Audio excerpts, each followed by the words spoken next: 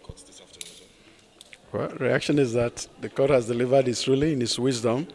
It's the same court that gave judgment on the 13th of this month, ordering a release or a discharge of Nnamdi Kanu.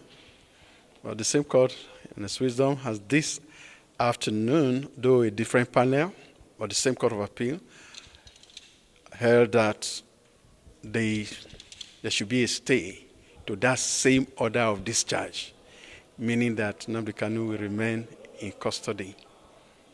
That is, for us as lawyers, we don't have anything to do, I'll say, until, especially knowing that the substantive appeal itself is before the Supreme Court.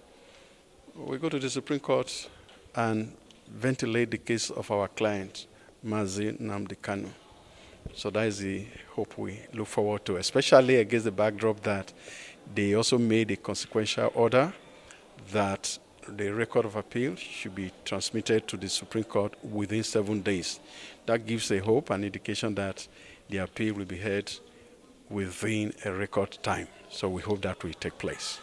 That even on the record of the court, that the lead counsel, Chief Mike Ozekome, who brilliantly argued the appeal on Monday, this application against the federal government, is presently attending the International Bar Association Conference in Miami, Florida.